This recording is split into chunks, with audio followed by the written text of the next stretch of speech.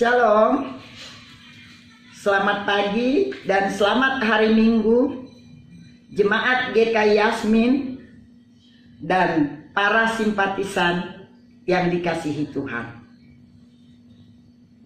Hari ini Minggu 21 Juni 2020 kita datang kembali beribadah kepada Tuhan Yesus, pemilik kehidupan kita.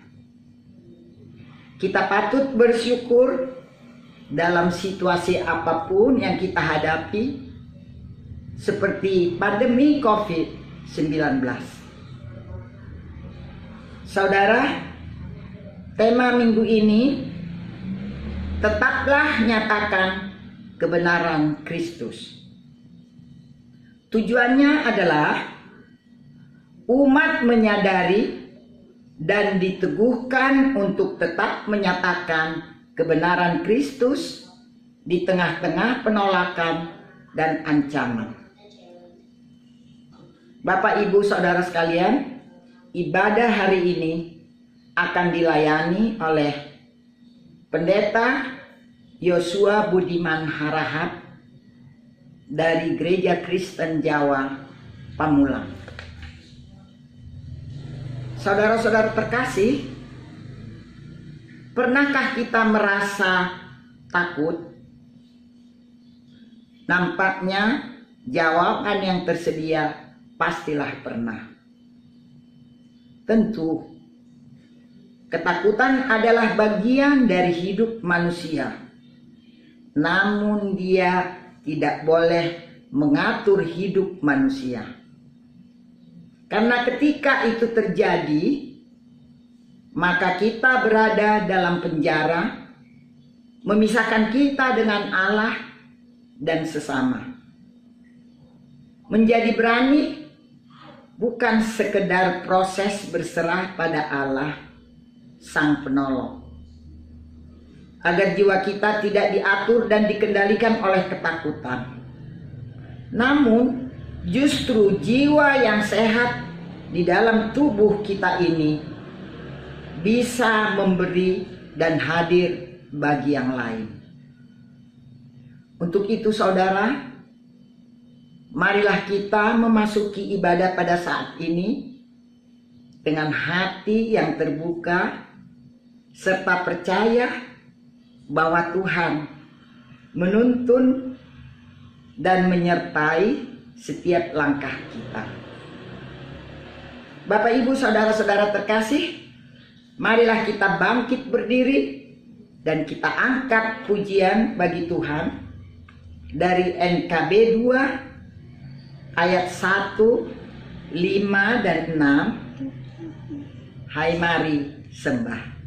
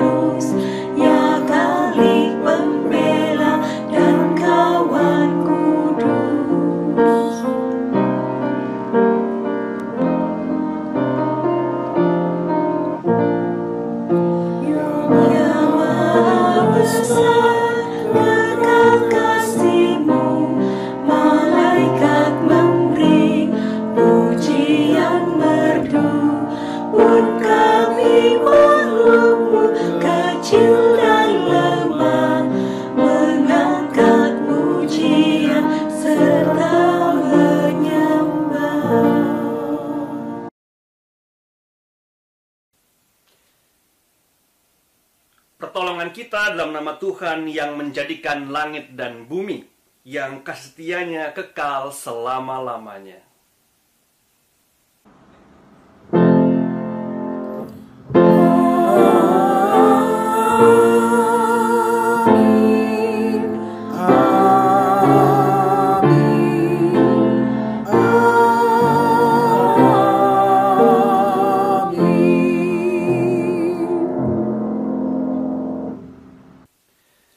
Salam sejahtera bagi saudara yang datang dalam nama Tuhan. Tuhan besertamu.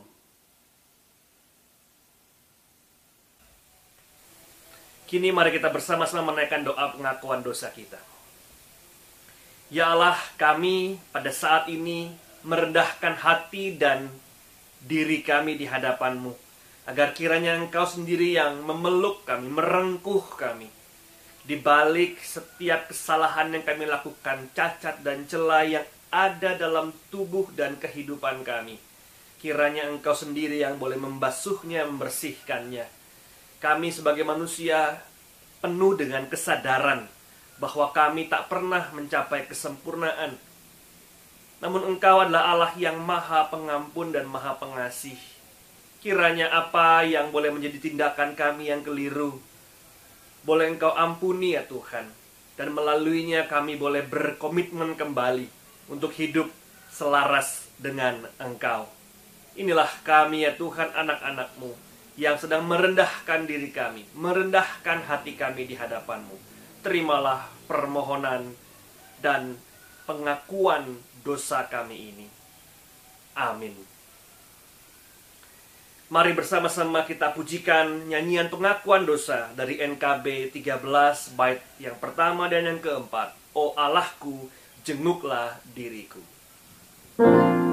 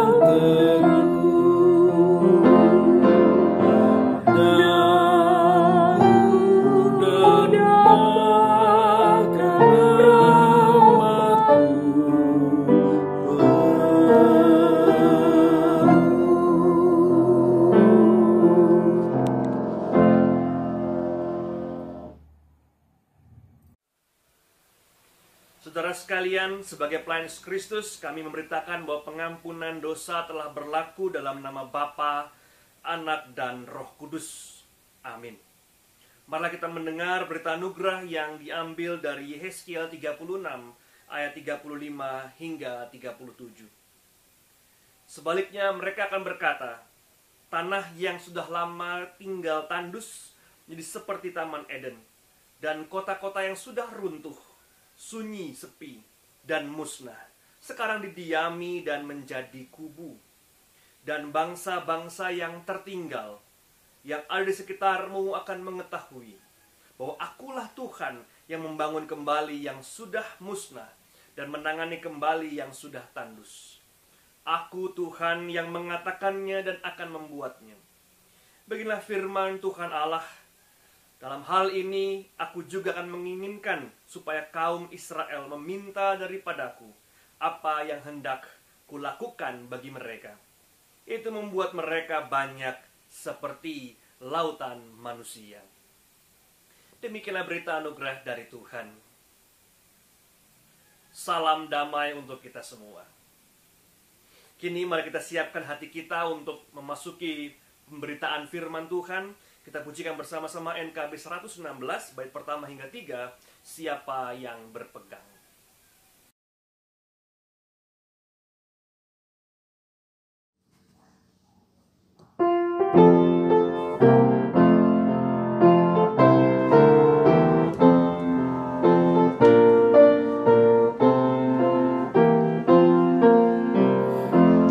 Siapa yang berpegang pada sabda Tuhan dan setia mematuhinya, hidupnya mulia dalam cahaya akal, bersekutu dengan Tuhannya.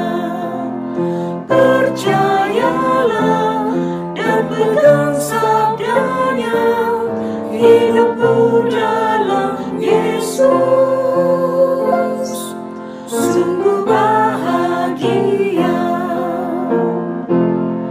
Bayang-bayang gelap kan dihapus lenyap oleh sinar senyum wajahnya.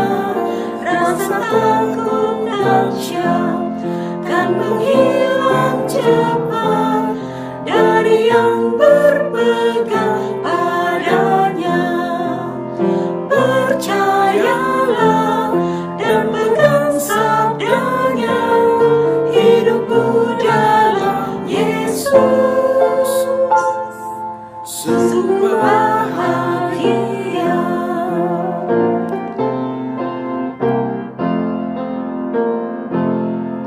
Bila kita sedih, hidup kita pedih, Tuhan mau berperan dalamnya.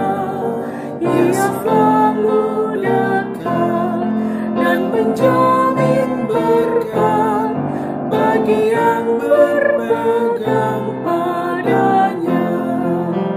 Percayalah dan pegang sabdanya, hidupmu dalam Yesus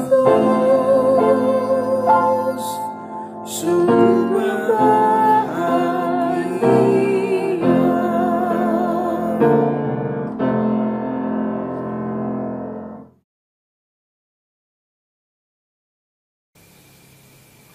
Kini mari kita siapkan hati dan pikiran kita untuk membaca dan merenungkan firman Tuhan. Mari kita berdoa. Ya Allah, kiranya teduhkanlah hati kami agar setiap kata dan juga firman yang kami baca boleh menjadi satu penuntun dalam kehidupan kami, satu kekuatan dalam kami menghadapi hari-hari kami, namun sekaligus menjadi lensa kami dalam memandang dunia ini. Datanglah ya Tuhan, datanglah ya Roh Kudus, sertailah kami pada saat ini. Amin.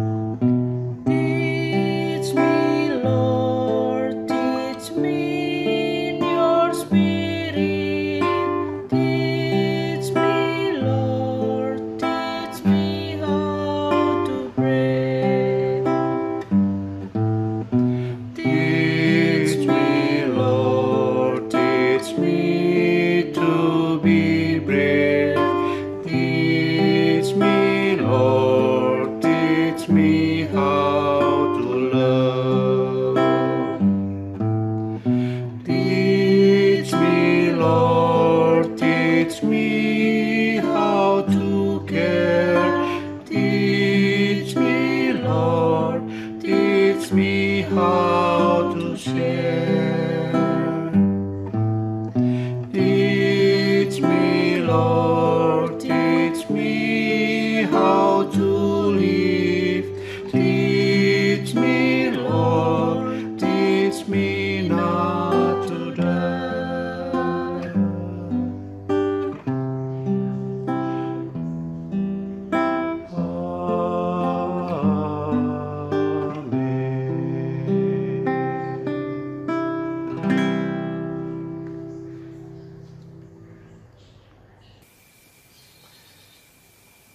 Pembacaan Injil dari Injil Matius pasal 10 ayat 24 sampai 39. Inilah Injil Yesus Kristus menurut Matius. Seorang murid tidak lebih daripada gurunya, atau seorang hamba daripada tuannya. Cukuplah bagi seorang murid jika ia menjadi sama seperti gurunya, dan bagi seorang hamba jika ia menjadi sama seperti tuannya. Jika tuan rumah disebut Beelzebul, apalagi seisi rumahnya. Jadi janganlah kamu takut terhadap mereka, karena tidak ada sesuatu pun yang tertutup yang tidak akan dibuka, dan tidak ada sesuatu pun yang tersembunyi yang tidak akan diketahui. Apa yang kukatakan kepadamu dalam gelap, katakanlah itu dalam terang, dan apa yang dibisikkan ke telingamu, beritakanlah itu dari atas atap rumah. Dan janganlah kamu takut kepada mereka yang dapat membunuh tubuh, tetapi yang tidak berkuasa membunuh jiwa. Takutlah terutama kepada Dia yang berkuasa membinasakan, baik jiwa maupun tubuh di dalam neraka. Bukanlah burung pipit dijual 2 ekor seduit, namun seekor pun daripadanya tidak akan jatuh di luar kehendak Bapamu. Dan kamu, rambut kepalamu pun tidak terhitung semuanya. Sebab itu janganlah kamu takut, karena kamu lebih berharga daripada banyak burung pipit. Setiap orang yang mengakui aku di depan manusia, aku juga akan mengakuinya di depan Bapakku yang di sorga. Tapi barang saya menyangkal aku di depan manusia, aku juga akan menyangkalnya di depan Bapakku yang di sorga. Janganlah kamu menyangka bahwa aku datang untuk membawa damai di atas bumi. Aku datang bukan untuk membawa damai, melainkan pedang. Sebab aku datang untuk memisahkan dari ayahnya anak perempuan dari ibunya, menantu perempuan dari ibu mertuanya, dan musuh orang ialah orang-orang seisi rumahnya. Barang siapa mengasihi bapa atau ibunya lebih daripada aku, ia tidak layak bagiku. Dan barang siapa mengasihi anaknya laki-laki atau perempuan lebih daripada aku, ia tidak layak bagiku. Barang siapa tidak memikul salibnya dan mengikut aku, ia tidak layak bagiku. Barang siapa mempertahankan nyawanya, ia akan kehilangan nyawanya. Dan barang siapa kehilangan nyawanya karena aku, ia akan memperolehnya. Demikianlah Injil Yesus Kristus yang berbahagia mereka yang mendengarkan dan memelihara dalam kehidupan sehari-hari. Haleluya.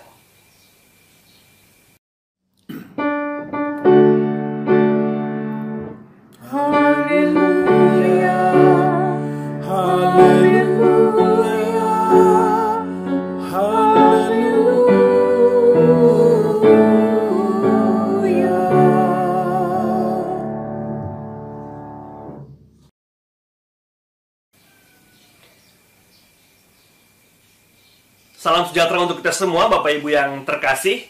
Pada hari ini kita kembali beribadah secara daring dan kita bersyukur walaupun dalam kondisi yang penuh dengan virus atau pandemi ini, kita masih bisa bertemu via ruang-ruang virtual. Namun saya penasaran, ini kira-kira siapa yang sudah mandi, siapa yang belum ini ya. Di tengah-tengah pandemi ini, ada orang-orang yang cukup bahagia, tanda kutip, karena bisa beribadah dengan celana pendek. Ada juga orang-orang yang cukup sedih karena tidak bisa ke gereja dan bertemu dengan orang-orang dan sahabat-sahabat lainnya. Sehingga mungkin saja di antara kita ada yang sedang beribadah memakai celana pendek dan belum mandi. Tapi ya, itu kembali ke masing-masing kita. Kembali kepada setiap orang. Nah, Bapak Ibu terkasih, pada hari ini saya bicara mengenai ketakutan. namun juga keberanian.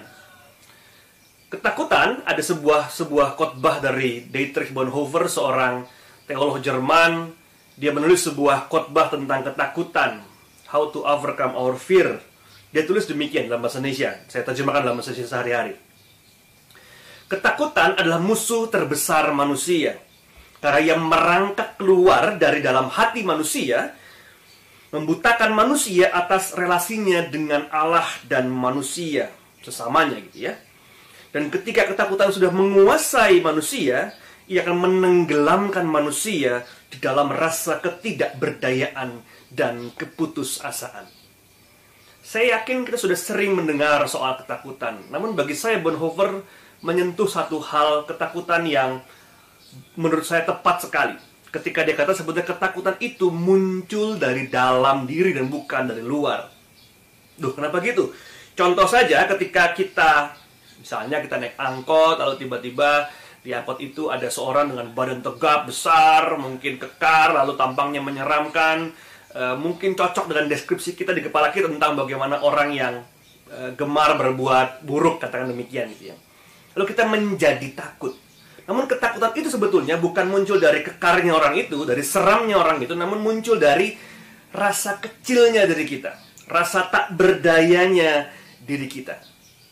Sehingga bukan karena dia besar, namun karena kita merasa kecil, maka kita menjadi takut. Contoh kedua yang mudah, misalnya gitu, kita sedang mau wawancara kerja, kita deg-degan, kita melihat, kita takut, kita sukses apa enggak gitu ya. Apalagi kita datang ke kantor tersebut, banyak orang-orang yang berdandanan necis, terlihat cerdas, pintar, resumenya tebal-tebal gitu ya. Kita cuma berapa lembar resume kita. Kita bisa merasa takut. Namun ketakutan kita bukan muncul karena mereka hebat, namun karena kita merasa tidak hebat. Kita merasa kecil hati terhadap apa yang ada di luar kita. Kita seakan-akan menjadi menciut dan kemudian hilang ditelan oleh ketakutan kita. Sehingga bukan karena mereka hebat, sekali lagi, namun karena kita merasa diri kita tidak mampu. Pada saat itulah kita merasakan ketakutan dan dipenjara oleh ketakutan. Kita merasa minder karena kita seakan-akan berada di bawah standar yang lain.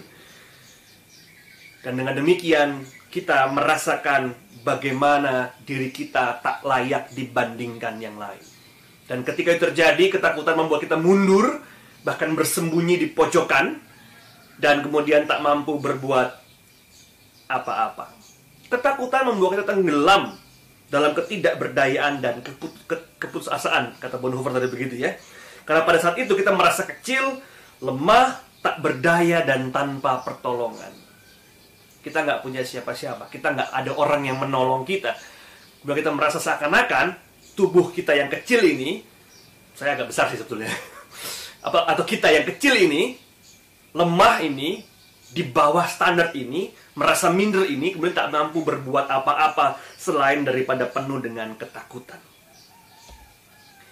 Bonhoeffer meneruskan demikian.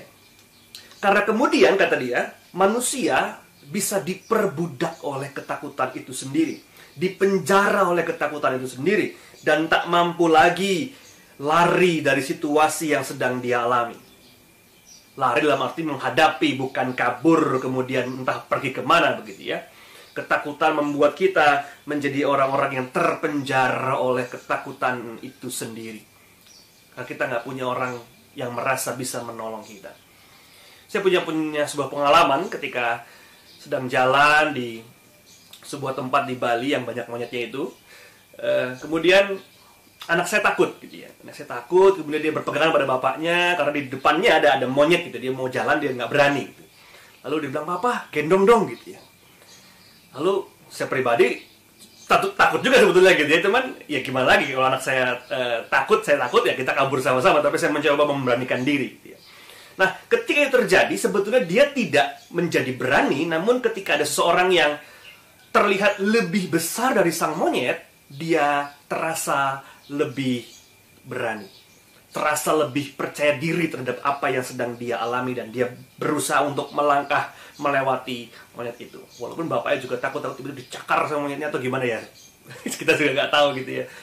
Tapi bukan dari luar, namun dari dalam. Dan pertolongan yang anak saya dapatkan itu, walaupun dia nggak tahu bapaknya juga takut, tapi mampu membuat dia sedikit menghadapi rasa kecilnya hatinya, rasa kecil di dalam dirinya, rasa ketakutan yang memenjara dia, sehingga kita bisa berjalan melewati si monyet itu. Dengan cara yang sama, sebetulnya kita juga perlu menempatkan segala ketakutan kita pada Allah. Sebagai Allah yang besar, Allah yang sungguh menguatkan kita, Allah yang berjalan bersama dengan kita. Dan itulah mengapa konsep Allah yang hadir dalam diri manusia itu menjadi konsep yang sangat kuat. Karena dengan demikian kita terus-menerus merasa bahwa kita tidak sendirian. Terus-menerus merasa bahwa kita nggak pernah berjalan sendirian. Senantiasa ada Allah yang menuntun, Allah yang menemani, Allah yang memegang, Allah yang menggendong kita melampaui berbagai kesulitan. Pada saat itu maka kita tidak lagi sendirian. Pada saat itu kita bisa sedikit membuat diri kita lebih besar dibandingkan ketakutan kita. Ketakutan juga tidak jarang memenjara orang. Karena ketakutan membuat orang tak mampu berpikir keluar dari apa yang sedang dia alami, keluar dari apa yang sedang menimpa kehidupannya. Sebagai seorang pendeta, saya beberapa kali menemani beberapa sahabat kita yang mengalami KDRT di rumahnya. Dulu ketika saya muda, saya meremehkan apa itu arti ketakutan. Ya walaupun sekarang nggak tua-tua amat gitu ya, tapi minimal sudah 10 tahun jadi pendeta lumayan juga gitu ya. Nah, saya melihat bahwa ketakutan betul-betul bisa memenjara orang. Ketika seseorang menjadi korban KDRT, saya punya pengalaman, justru saya yang sangat semangat, kamu nggak bisa di rumah itu terus. Kamu harus cari perlindungan. Kamu nggak bisa berada terus-menerus di lingkungan itu. Kamu harus cari perlindungan minimal sementara, supaya kamu nggak menjadi bahan semacam samsak gitu ya, dengan suamimu. Kebetulan banyak sekali perempuan yang menjadi korbannya. Dengan ketakutan itu mereka mencoba untuk mengatakan, aku mau bertahan, aku mau coba di rumah ini sajalah, kasihan anak-anak saya dan seterusnya. Walaupun anak-anaknya juga masih sudah menjadi korban juga. Tapi kok saya jadi merasa saya yang pingin ngajak dia keluar gitu ya. Tapi kamu nggak bisa diam di rumah itu terus. Kamu harus keluar. Ketakutanmu nggak bisa membuat kamu terpenjara di rumah itu. Kamu harus bisa melampaui itu semua. Yang ngomong enak gitu ya, tapi yang melakukan mungkin berat juga. Saya turut berempati dan bersimpati terhadap mereka yang mengalami KDRT. Sungguh tidak mudah untuk keluar. Sehingga pesan saya kepada semua kita yang mungkin melihat dan mengikuti ibadah pada hari ini, kalau kita mendengar ada orang yang di dalam rumahnya ada KDRT, datangilah, ajaklah mereka untuk keluar. Mereka kadang tidak mampu untuk keluar dari semua itu. Bukan karena mereka nggak berani, bukan karena mereka kecil, namun karena mereka ditekan oleh sesuatu sehingga merasa kecil dan merasa lemah. Bahkan, ini beberapa kali kejadian, keluarganya ikut mengatakan, aduh kalau kamu nggak usah kemana-mana deh, di situ saja ya, bertahan ya. Ini keluarganya juga agak-agak gitu ya. Tapi itu yang terjadi. Ketika jiwa kita, keberanian di dalam hati kita sudah mengkerut, menciut, maka pada saat itu kita akan terdiam dalam sebuah titik dan menjadi penumpang dalam kehidupan orang lain. Saya ulangi, ketika jiwa kita, keberanian kita sudah mengkerut dan menciut, maka pada saat itu kita sekedar menjadi penumpang bagi kehidupan yang lain, di dalam kehidupan yang lain. Numpang sana, ada numpang sini, ikut sana sini, dan tak mau dan tak mampu untuk mengatakan sesuatu yang sesuai dengan apa yang dia inginkan. Mengapa saya angkat ini di awal? Karena memang dalam Matius 10 tadi kita juga melihat bagaimana kisah Yesus memanggil para muridnya, kemudian mengutus para muridnya. Bahkan dikatakan, kamu akan menjadi domba di antara serigala gitu ya. Kamu harus meninggalkan rumahmu, ada orang yang menolakmu. Bahkan ada satu ayat yang menurut saya menarik adalah ketika dikatakan di ayat 28. Dan janganlah kamu takut kepada mereka yang dapat membunuh tubuh, tetapi yang tidak berkuasa membunuh jiwa. Takutlah terutama kepada dia yang berkuasa membinasakan baik jiwa maupun tubuh di dalam neraka. Yesus tahu betul menurut saya gitu ya, bahwa ketika jiwa seseorang sudah mengkerut dan menciut, dia nggak bisa apa-apa lagi.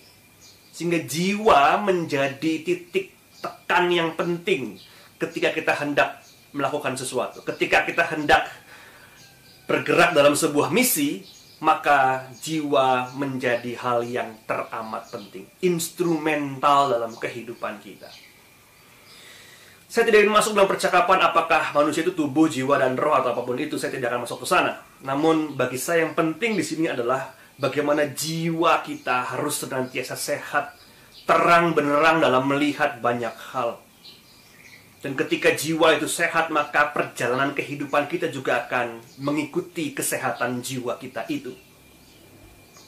Ketika jiwa kita kering, dipenuhi dengan ketakutan, dipenuhi dengan keterhambatan, maka pada saat itu kita akan berhenti bergerak, berhenti berusaha, berhenti mengeksplorasi ruang-ruang baru dalam kehidupan kita. Bagi mereka, bagi para murid, ketika mereka diutus, justru jiwa mereka perlu terus terbakar dengan semangat. Jiwa mereka terus perlu terbakar dengan satu pengharapan bahwa Kristus Yesus senantiasa menemani mereka, bahwa misi inilah misi yang penting, misi yang berharga. Padahal kalau kita lihat siapa mereka? Mereka hanya, tanda kutip ya, hanya nelayan, pemungut cukai, orang-orang yang tidak penting, tanda kutip. Bahkan ada sebuah artikel yang menarik, dikatakan sebetulnya anggota 12 rasul itu adalah anggota 12 yang pasti gagal. Kenapa? Karena mereka dipilih bukan berdasarkan CV mereka. Mereka dipilih bukan berdasarkan keahlian dan kapabilitas mereka, sama sekali bukan. Namun Tuhan melihat bagaimana dinamika 12 orang ini mampu untuk mencapai titik tertinggi dalam kehidupan mereka masing-masing. Yesus tahu, kiranya api itu nggak pernah boleh padam. Jiwa yang hendak diutus itu harus terus diperbarui dan dibakar dalam kehidupan kita. Nah, Bapak, Ibu, dan saudaraku semua, bicara soal jiwa juga penting pada saat ini. Apakah jiwa kita masih sehat? Kalau orang Jawa suka bercanda, piye waras gitu ya. Waras bukan dalam arti fisik saja, tapi juga kesehatan jiwa, kesehatan mental kita. Pandemi ini sungguh melelahkan kita. Pandemi ini sungguh menjatuhkan jiwa dan kesehatan mental kita. Untuk itulah yang pertama-tama perlu dibenahi, dan tanpa pembenahan jiwa, maka kemudian semuanya terasa sungguh berat, terasa sungguh lamban, terasa tak mencapai apa-apa alias sia-sia. Saya kasih contoh yang paling mudah mengapa jiwa itu penting. Contoh, kita sedang berantem sama suami, istri, atau kalau yang anak-anak muda habis putus sama pacarnya gitu ya. Lalu kita makan makanan kesukaan kita. Rasanya apa? Rasanya ya enak-enak saja, tapi enak gak? Ya nggak enak lah gitu ya, karena hatinya nggak enak. Makanannya selezat apapun, maka ketika hati terasa ada yang mengganjal, maka pada saat itu hidupnya pun tidak akan menyenangkan. Sebuah steak yang begitu mahal dan lezat terasa seperti steak murahan, terasa seperti sesuatu yang tidak enak gitu ya, karena memang hatinya lagi nggak enak. Bukan karena makanannya, namun karena di dalam hatinya tidak menyenangkan. Sebuah rumah bisa sungguh besar, sungguh bagus, penuh dengan berbagai macam peralatan dan perlengkapan yang indah dan mahal. Namun ketika hati orang-orang di dalamnya tidak tersentuh dan tidak bersatu sebagai sebuah keluarga, maka itu bukan sebuah keluarga, namun sekedar tempat tinggal belaka. Jiwa kita, apa yang ada di dalam diri kita, itulah yang menjadi krusial dan instrumental dalam kehidupan kita. Mari kita perbaiki itu semua. Nah, di saat-saat pandemi ini kita bukan sekedar melihat mengenai kesehatan jiwa kita, namun juga bagaimana jiwa itu menuntun kita untuk terus berusaha melampaui berbagai macam hal yang sedang kita hadapi saat ini. Kita perlu mengakui pandemi ini sungguh berat. Pekerjaan mungkin ada di antara kita yang kehilangan pekerjaan. Jemaat kami juga cukup banyak yang kehilangan pekerjaan. Namun toh ketika jiwa itu masih dalamnya ada api semangat, maka pada saat itu mereka mampu untuk melihat peluang-peluang lain. Melihat peluang-peluang yang terbuka di masa pandemi dan nggak pernah berhenti berusaha. Secara kreatif mereka membentuk 1-2 bisnis yang mampu membawa mereka masih terus bernafas di dalam kehidupan ini. Terus mendapatkan keuntungan ekonomi di balik semua pandemi ini. Dan bukan cuma keuntungan ekonomi, namun juga kehidupan bersama dengan yang lain. Tanpa itu semua, kita hanya berpikir mengambil dan bukan memberi. Kita hanya berpikir melindungi dan bukan berbagi. Kita hanya berpikir soal merebut dan bukan membuka bagi yang lain. Namun justru pandemi ini seharusnya membersihkan jiwa kita, membuka jiwa kita. Agar dengan demikian, bukan apa yang aku ambil, namun apa yang aku beri, itulah yang menjadi satu bahasa kita bersama. Nah, saudaraku, pada hari ini kita bersama-sama melihat ketakutan kita masing-masing. Kembali itu bukan apa yang di luar, namun apa yang di dalam tubuh kita, di dalam hati kita. Membuat agar apa yang ada dalam hati kita terus terbakar dengan api semangat, itulah yang paling penting. Dan sebetulnya semua itu terjadi ketika Tuhan mengatakan kepada kita bahwa apa yang menjadi kekhawatiranmu kiranya tidak lagi menghentikan langkah kehidupanmu. Bukankah burung pipit dijual 2 ekor seduit? Namun seekor pun daripadanya tidak akan jatuh ke bumi di luar kehendak Bapamu. Kita bersama-sama merefleksikan ayat itu. Merefleksikan jiwa kita juga. Merefleksikan kesehatan fisik namun kesehatan mental kita juga. Merefleksikan bagaimana kehidupan kita seharusnya tidak disetir dan dikuasai oleh ketakutan, namun kita menguasai ketakutan kita. Dan ketika itu terjadi, maka niscaya ada banyak kehidupan baru yang kita songsong bagi dan bersama dengan yang lain. Nah, terakhir izinkan saya memberikan satu tambahan untuk refleksi kita pada saat ini. Bahwa kehidupan kita perlu memakai kacamata Kristus. Bahkan Paus Fransiskus pernah mengatakan bahwa bahasa Allah adalah bahasa welas asih. Karena welas asih itu selalu dengan pasrah menyalurkan kepada yang lain di luar kita. Sehingga kita nggak akan pusing akan apa yang saya miliki, namun kita bisa pusing dengan apa yang kita berikan, apa yang belum kita berikan bagi yang lain. Bahasa Allah adalah welas asih. Compassion is the grammar of God, kata Paus Fransiskus. Dan kiranya itu boleh menjadi satu kalimat penutup pada hari ini. Karena tidak jarang ketakutan, kelemahan jiwa, dan juga kegentaran dalam kehidupan membuat kita menutup diri, melindungi diri, dan mengambil apa yang hanya untuk diri saya, dan lupa membagikan kepada yang lain. Di tengah-tengah situasi ini, mari kita tetap menjadikan welas asih sebagai bahasa kita bersama. Karena kita diutus untuk itu. Kita dipanggil dan diutus untuk itu. Bahwa apa yang sedang terjadi pada saat ini bukan mengkeruhkan jiwa kita, namun justru menjernihkan jiwa kita akan siapa kita dan apa perutusan kita. Selamat berbahasa seperti Allah berbahasa, yaitu welas asih. Selamat melawan dan melangkahi ketakutan kita yang justru menghambat kita untuk berbagi. Dan selamat menjalani perutusan kita sebagai umat Allah di tengah-tengah dunia ini. Tuhan memberkati kita semua. Amin.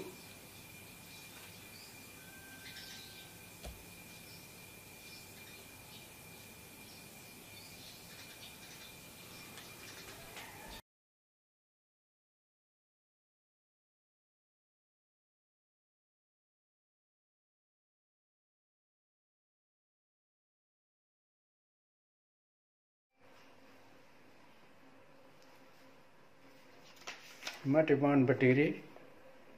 Marilah kita bersama dengan umat Allah di masa lalu, masa kini, dan masa depan, mengingat pengakuan pada baptisan kita menurut pengakuan iman rasuli demikian. Aku percaya kepada Allah, Bapa yang Maha Kuasa, Khalik langit dan bumi, dan kepada Yesus Kristus anaknya yang tunggal Tuhan kita, yang dikandung daripada Roh Kudus, lahir dari anak darah Maria, yang menderita sengsara di bawah pemerintahan Pontius Pilatus, disalibkan, mati dan dikuburkan, turun ke dalam kerajaan maut.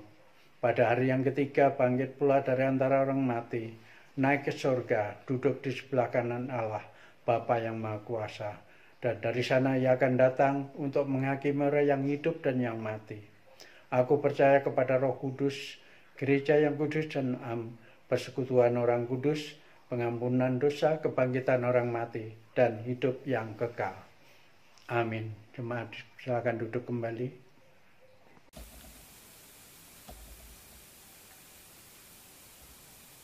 Kini mari kita bersama-sama menaikkan doa syafaat kita. Ya Tuhan, pada hari ini kami bersama-sama bersyukur karena kesempatan yang Kau berikan bagi kami untuk masih boleh beribadah secara daring. Di tengah keterbatasan kami, Engkau boleh menghadirkan sukacita dan damai sejahtera di hati kami.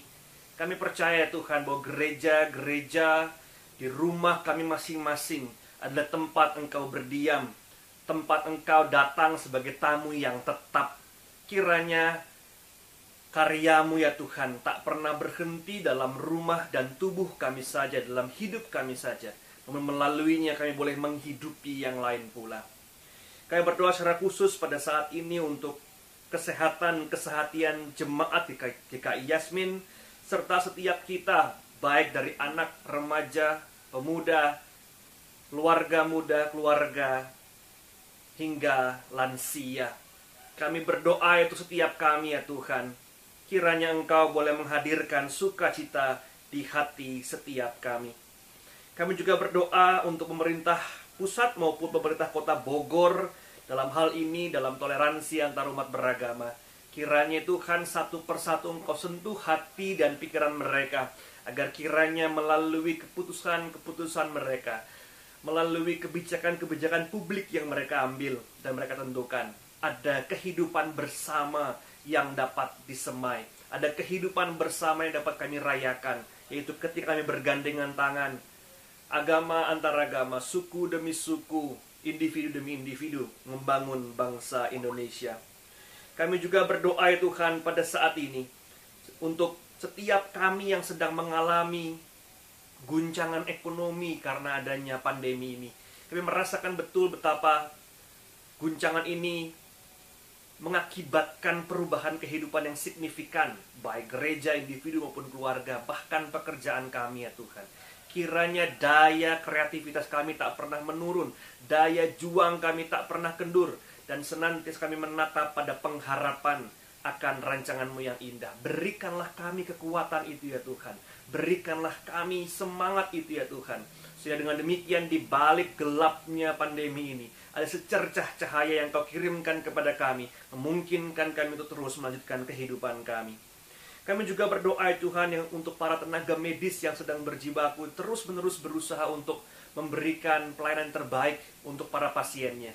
Kiranya tangan-Mu juga boleh bersama-sama dengan mereka. Kami percaya Engkau sedang berjuang di garda terdepan bersama-sama dengan mereka. Engkau juga sudah sedang berjuang untuk boleh memulihkan sahabat-sahabat yang kami yang sedang sakit. Kami berdoa senantiasa untuk para tenaga medis ya Tuhan. Kami juga berdoa untuk setiap kami sebagai satuan persekutuan. Kami terus berusaha untuk satu hati, satu langkah, satu visi, satu gerakan dalam memperjuangkan kehidupan persekutuan ini. Untuk itu, kiranya senantiasa Engkau pakai setiap pengurus gereja, namun juga setiap jemaat, untuk saling gotong royong, untuk saling bergandengan tangan dalam mengusahakan kehidupan persekutuan ini. Bahwa detak jantung persekutuan harus terus berjalan, dan pada saat ini kami mengusahakannya bersama-sama. Kami juga berdoa untuk proses rekonsiliasi antara GKI Yasmin dan GKI Pengadilan yang terus dilakukan secara bertahap. Kiranya tangan-Mu juga terus mengambil peran dalam proses ini ya Tuhan. Kiranya Engkau saja yang berperkara dan bukan kami, manusia demi manusia. Kami juga berdoa untuk Pak Pendeta Stephen Sulaiman yang dalam pemulihan, Bapak Roy Kapur Sinaga yang juga sedang sakit. Kami juga berdoa untuk setiap kami juga, sahabat-sahabat kami yang satu persatu kami sebutkan di hati kami masing-masing, yang sedang mengalami satu gangguan kesehatan. Berkatilah mereka. Kirimkanlah kekuatan di hati mereka, sehingga dengan demikian pengharapan itu boleh menggerakkan langkah kaki mereka dari hari ke hari. Kami berdoa untuk orang-orang yang kami kasihi. Kiranya tangan-Mu boleh senantiasa memelihara hidup mereka. Kami juga berdoa ya Tuhan untuk keluarga besar Ibu Heti Tantio yang baru saja ditinggalkan oleh ibunda yang terkasih, Ibu Dalimah. Dan mungkin ada sahabat-sahabat kami lain juga merasakan kehilangan. Kiranya Tuhan penghiburan senantiasa bersama-sama dengan mereka. Kekuatan untuk boleh menatap masa depan ada bersama-sama dengan mereka. Sembari kami percaya bahwa orang-orang yang kami cintai bersama-sama dengan Engkau di dalam tempat yang terbaik. Kami juga berdoa itu untuk masa depan kami satu persatu. Kami tidak tahu akan apa yang terjadi seminggu ke depan atau bulan ke depan ketika kami disebutkan akan memasuki sebuah normal yang baru. Kami tidak tahu akan apa yang terjadi. Namun yang kami tahu ya Tuhan, kami perlu memberikan diri kami setiap harinya hari yang terbaik. Kami harus memberikan setiap hari kami ya Tuhan hari yang paling baik untuk Engkau. Dan dengan demikian kami mencoba menatap masa depan sekaligus beradaptasi dengan apa yang sedang kami alami. Dengan demikian kehidupan kami tidak stagnan, namun sebaliknya penuh dengan kesempatan-kesempatan yang baru. Bahwa kami sadar yang dulu ada mungkin nanti tidak ada. Namun itu berarti juga ada peluang-peluang baru yang muncul di masa normal yang baru ini. Jadikanlah kami umat-Mu yang penuh dengan kreativitas, penuh dengan kekuatan untuk menciptakan hal-hal yang baru. Dan bukan sekedar mengekor pada apa yang sudah ada. Dan kiranya Tuhan terus jadikan kami sebagai orang-orang yang memiliki tanggung jawab moral secara individual. Bahwa kedisiplinan itu mulai daripada kami. Bahwa perbaikan itu mulai daripada kami. Bukan kami memaksa yang lain, namun kami memaksa diri kami untuk boleh berubah sebelum orang lain berubah. Jadikanlah kami agen-agen perubahan itu ya Tuhan. Inilah doa-doa kami pada saat ini, dan mungkin masih ada begitu banyak doa-doa pribadi yang kami hendak haturkan kepadamu. Doa-doa keluarga kami hendak kami haturkan kepadamu. Kami percaya Engkau mendengarnya. Kami percaya Engkau bersama-sama dengan kami. Apakah itu pekerjaan kami? Apakah itu keluarga kami? Apakah itu relasi di antara orang-orang yang kami cintai? Kiranya semua itu kami bawa ke dalam nama-Mu saja Tuhan. Karena Engkaulah Allah yang menemani, menuntun, dan menolong kami. Terima kasih ya Tuhan. Dan kami hendak menutup doa kami dengan doa Bapa kami. Bapa kami yang di sorga, dikuduskanlah nama-Mu. Datanglah kerajaan-Mu. Jadilah kehendak-Mu di bumi seperti di sorga. Berikanlah kami pada hari ini makanan kami yang secukupnya. Dan ampunilah kami akan kesalahan kami, seperti kami juga mengampuni orang yang bersalah kepada kami. Dan janganlah membawa kami ke dalam pencobaan, tetapi lepaskanlah kami daripada yang jahat. Karena Engkaulah yang mempunyai kerajaan dan kuasa dan kemuliaan sampai selama-lamanya. Amin.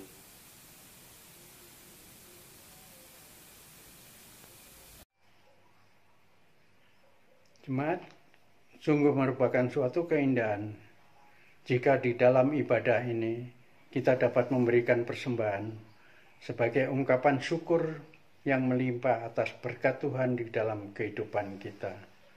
Kita diingatkan dari kitab Amsal pasal 11 ayat 25 yang demikian bunyinya.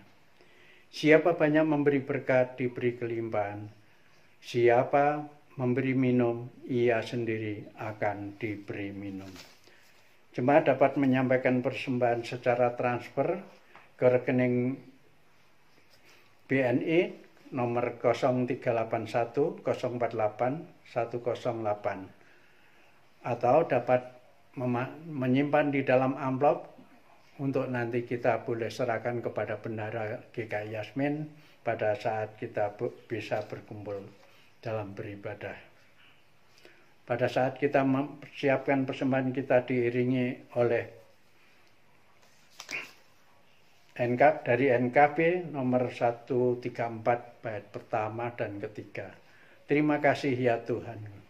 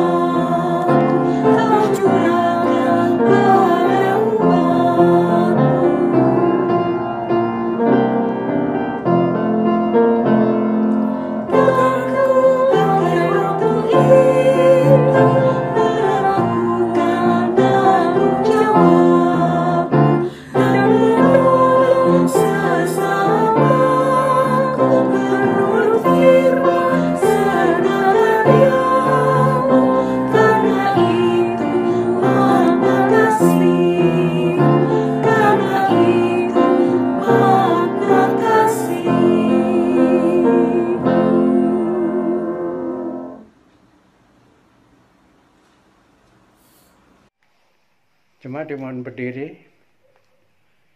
Mari kita berdoa untuk persembahan kita. Ya Tuhan yang Maha Pemurah, Engkau yang telah menganugerahkan segala perkara di dalam Yesus Kristus kepada kami. Kami datang membawa persembahan syukur kami. Terimalah ya Tuhan, kuduskanlah agar persembahan ini berguna untuk pekerjaan pelayanan, memuliakan nama-Mu. Kami berdoa di dalam nama Tuhan Yesus Kristus. Amin. Jemaat tetap berdiri. Kita akhiri ibadah kita pada pagi hari ini dengan menyanyi dari NKB nomor 204, bait pertama, kedua, dan keempat. Di dunia yang penuh cemar, dan seterusnya.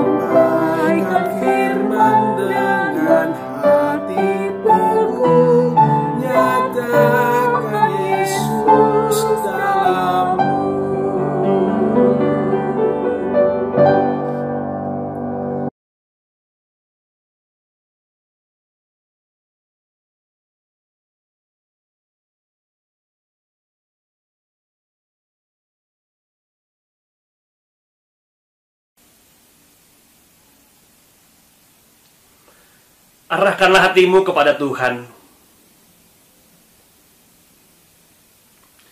Jadilah saksi Kristus. Terpujilah Tuhan. Kini terimalah berkat dari Tuhan. Tuhan memberkati engkau dan melindungi engkau. Tuhan menyinari engkau dengan wajah-Nya dan memberi engkau kasih karunia. Tuhan menghadapkan wajah-Nya kepadamu dan memberi engkau damai sejahtera. Haleluya. Haleluya.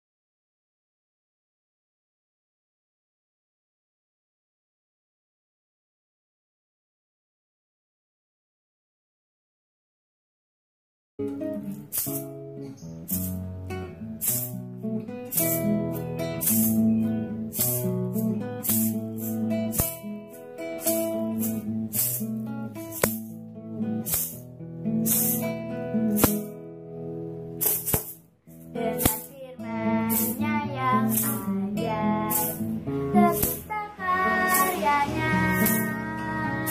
Siang dan malam, langit dan bumi, semua yang ada.